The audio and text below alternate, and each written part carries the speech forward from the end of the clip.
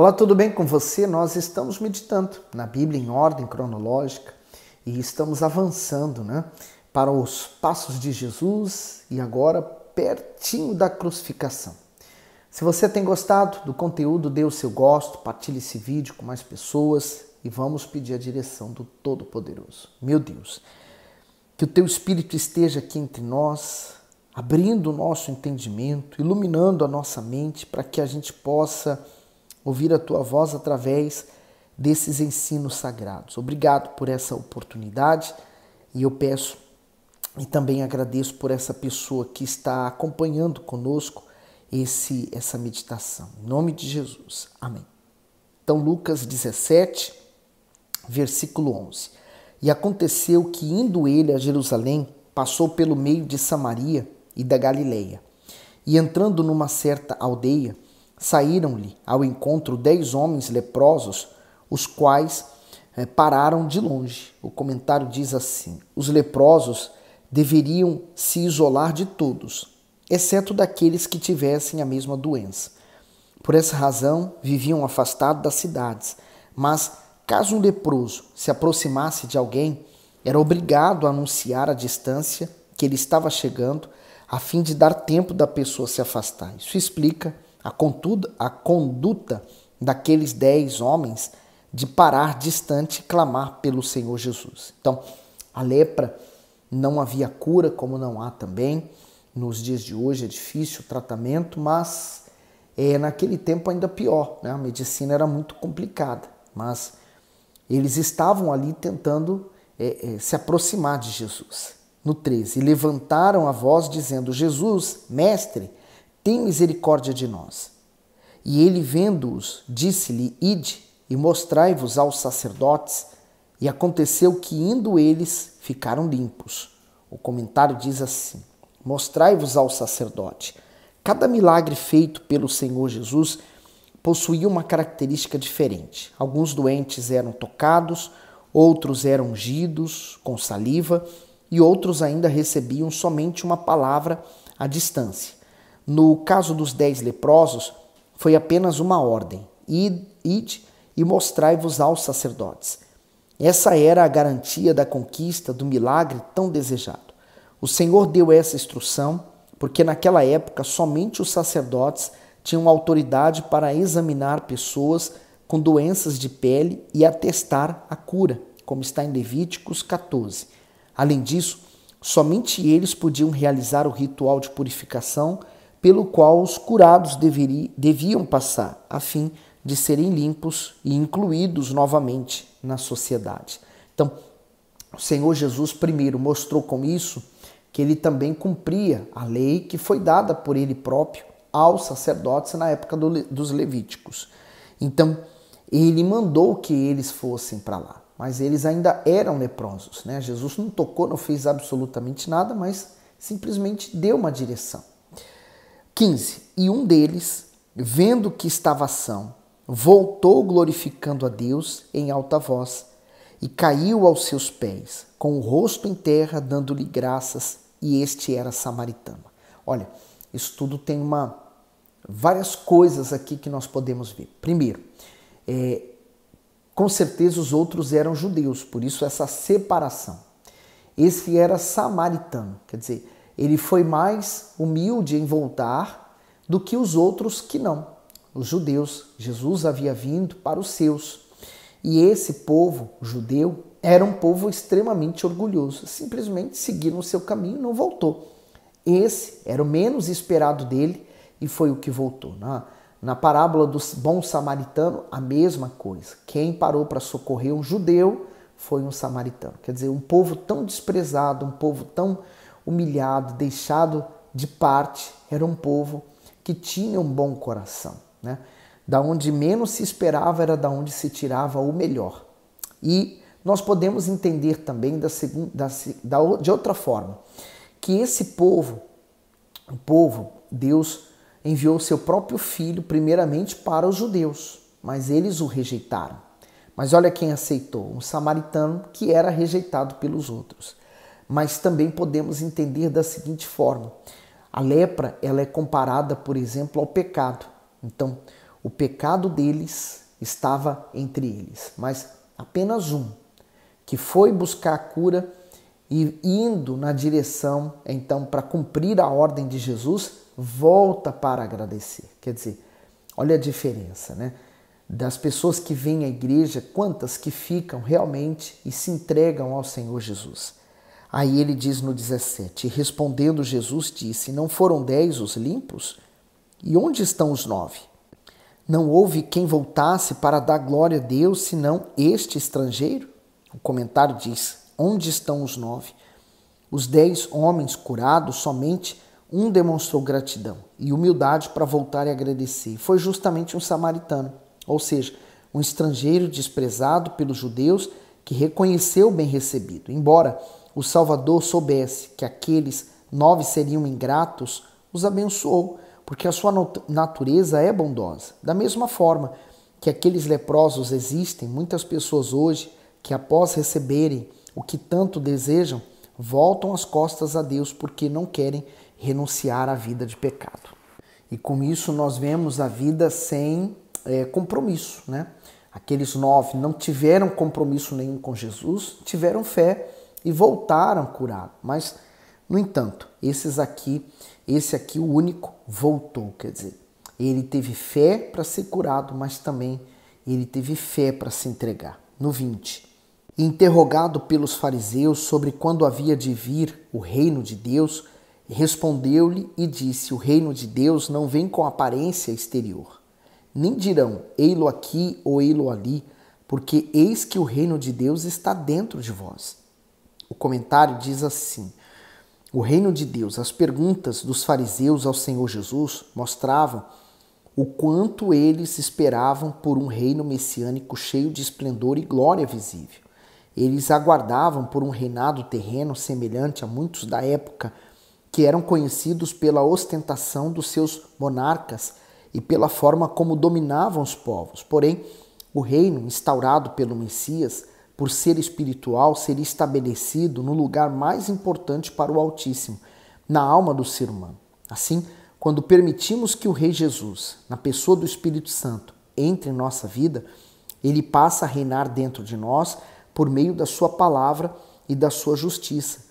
Os religiosos tinham um reino mais glorioso diante de si, vindo do próprio Salvador, mas não percebiam isso. Então, eles aguardavam realmente um reino físico, né? Um reino onde que seria como o reinado de Davi novamente. Mas eles desprezavam esse reinado. Mas o que Jesus queria dizer com isso, né? Enquanto ele não morresse e levasse os nossos pecados, era impossível que Deus pudesse voltar a se relacionar com o homem como ele fazia no Jardim do Éden. Então, com a vinda do Messias, o próprio Deus, que morreria em nosso lugar, pagando a nossa conta, né, morrendo pelos nossos pecados, então ele daria acesso, né, à reconciliação com Deus. Então ele devolveria uma coisa que foi perdida, uma coisa preciosa, e ele daria ainda muito mais. Ele daria o seu próprio Espírito para que ele pudesse habitar dentro de nós. Então, esse reino, o reino de Deus que dá início dentro de nós, né? A vida na terra passa rápido, mas a eternidade com Deus vai durar para sempre. E seguindo o texto para o 22. E disse aos discípulos, dias virão em que desejareis ver um dos dias do Filho do Homem, e não vereis. E dir-vos-ão, ei-lo aqui ou ei-lo ali, não vades nem o sigais. Porque como o relâmpago que faiscando desce uma parte do céu, resplandece até outra parte do céu, assim será também o Filho do Homem no seu dia. Mas primeiro convém que ele padeça muito e seja reprovado por esta geração. E como aconteceu nos dias de Noé, assim será também nos dias do Filho do Homem. Eu acho interessante agora o que o Senhor Jesus vai falar sobre Noé, né? Noé foi divinamente avisado a respeito do dilúvio, mas no seu tempo ninguém acreditou. Olha lá, no 27. Comiam, bebiam, casavam, davam-se em casamento até o dia em que Noé entrou na arca e veio o dilúvio e os consumiu a todos. Como também, da mesma maneira, aconteceu nos dias de Ló, comiam, bebiam, compravam, vendiam, plantavam e edificavam. Mas no dia em que Ló saiu de Sodoma, choveu do céu fogo e enxofre e os consumiu a todos. Assim será no dia em que o Filho do Homem se há de manifestar. O comentário: no tempo de Noé. As pessoas não perceberam que a construção da arca era uma preparação para o dilúvio. Por isso continuaram a viver normalmente como se nada fosse ocorrer. Mas ao se depararem com o dilúvio, somente os que estavam na arca sobreviveram. Da mesma forma, Deus tem dado tempo à humanidade para se arrepender de seus pecados e se voltar para Ele antes que seja tarde demais. É certo que Ele voltará. E quando isso acontecer, muitos que foram relapsos na sua fé serão deixados para trás, porque não deram importância e não se prepararam para esse dia. E eu posso imaginar, né, que naqueles tempos, Noé fazendo a arca, construindo, no meio de um deserto ou no meio de um nada, né? O rio mais próximo talvez fosse distante, ainda assim o tamanho da arca não justificava ele navegar dentro de um rio. E ele construiu longe da praia, longe do mar.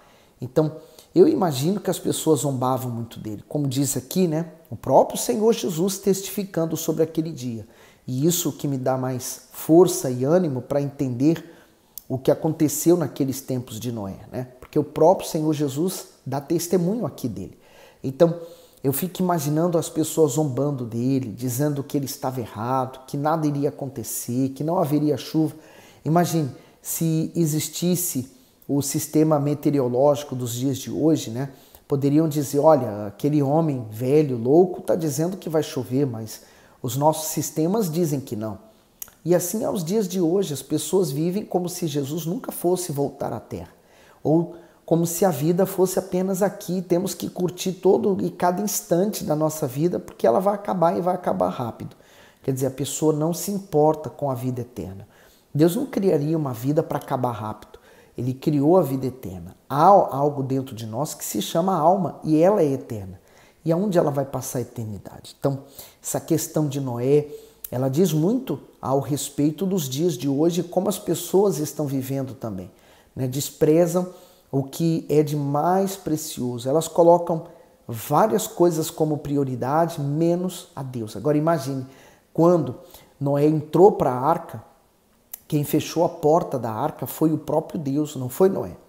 Então Deus a fechou e a selou. Eu fico imaginando quantas pessoas que quando viram as águas subindo foram bater a porta da arca para pedir para entrar, né? Porém tarde demais. E Noé não pôde abrir a porta, porque só Deus teve o poder de abrir, de fechar e de abrir. Porque quando a arca pousou no Ararat, então ali naquele lugar Deus abriu depois que eles puderam sair. No 29. Mas no dia em que Ló saiu de Sodoma, choveu do céu fogo e enxofre, e os consumiu a todos. Assim será no dia em que o Filho do Homem se há de manifestar. Então, ele falou de mais uma pessoa, agora falou de Ló. Ló, sobrinho de Abraão. E Ló, ele escolheu se separar do tio, porque ele estava crescendo, ambos os rebanhos se tornaram muitos, a terra não suportava tamanho rebanho, e os pastores de Abraão e os pastores de Ló brigavam. Então se separaram. Abraão não se importou para onde ele iria. Abraão escolheu o deserto e foi. Ló, ele ergueu os olhos e viu as campinas do Jordão, aquela coisa linda e maravilhosa, né? Um jardim perfeito. Ele falou, eu quero ir para lá. Quer dizer, era mais promissor ir para aquelas bandas. Mas imagine, né? É como, por exemplo, a pessoa que hoje está na igreja e ela tem a palavra de Deus, ela tem um momento de buscar, ela tem, digamos que ela está protegida, né? Deserto. Ela não pode fazer o que o mundo faz, mas ela tem tudo à sua disposição. E a pessoa decide, olha, eu não quero mais ficar aqui porque eu quero voltar para o mundo. Então, Ló decidiu, fez uma escolha e as consequências trazem muitas consequências más, né? E ele escolheu ir para um lugar que já estava condenado por Deus. Resultado, lá Deus decidiu que iria destruir Sodoma e Gomorra, que hoje é a região ali do Mar Morto. que hoje, por exemplo, arqueologistas, quando vão lá, eles conseguem pegar bolas, né, pedras de enxofre enormes, né, e enxofre a 95% de consistência de enxofre, né? Então a terra é seca, uma terra árida, que era a antiga Campinas do Jordão. Aí você pode imaginar, por exemplo, como que deveria ser naquela época um lugar lindo e maravilhoso. E Ló foi para lá. Só que Deus decidiu destruir por amor a Abraão. Deus não destruiu a família de Ló. E Ló então foi retirado da cidade, de supetão. Eles até queriam pegar bens, coisas materiais, e os anjos tiraram a força. Eles saíram sem nada. Tanto é que a mulher de Ló, ela era tão apegada às coisas materiais que olhou para trás. E a ordem dos anjos era que eles fossem em direção àquele monte e não olhassem para trás. E quando ela olhou, se tornou estátua de sal. Quantas pessoas hoje vão perder a salvação, né? Vão perder a vida eterna com Deus, porque colocaram suas riquezas à frente, colocaram seus filhos, colocaram seus interesses, suas vontades, marido ou esposa, e elas desconsideraram buscar a Deus, né? E infelizmente vão perder essa chance, porque quando o Filho voltar, o Filho de Deus, Senhor Jesus, voltar em sua glória, essa pessoa não estará pronta. E ele continua, 31, naquele dia, quem estiver no telhado, tendo as suas alfaias em casa, não desça a tomá-las. E da mesma sorte, o que estiver no campo, não volte para trás. Lembrai-vos da mulher de Ló. Então, você aqui entende perfeitamente o que ele quis dizer com lembrai-vos da mulher de Ló.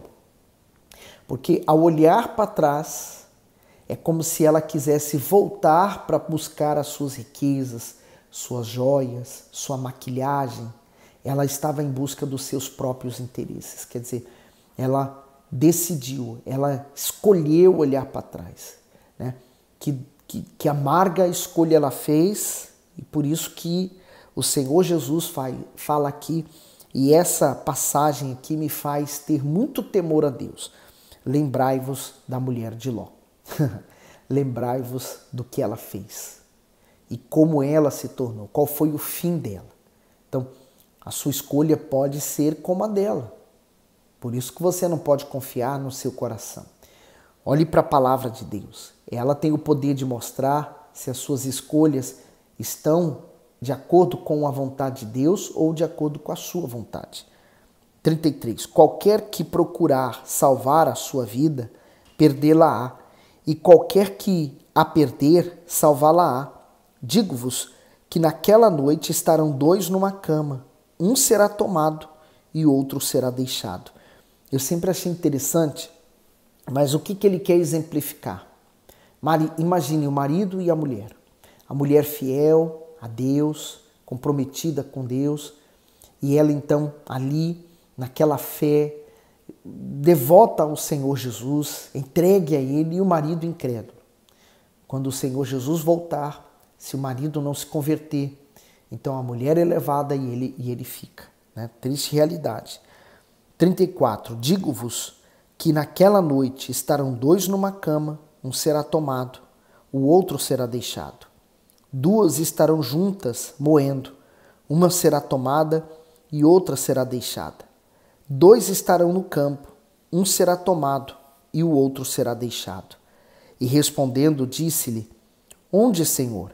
E ele lhes disse, onde estiver o corpo, aí se ajuntarão as águias. Por isso que o Senhor Jesus diz, quem tem ouvidos, ouça. E eu digo, quem tem juízo, obedeça. Então, vamos firmes nessa fé, não se deixe abater pelos problemas, pelas dificuldades. Olhe para Jesus, porque a bênção vem dele. Fique bem, Deus abençoe a sua vida.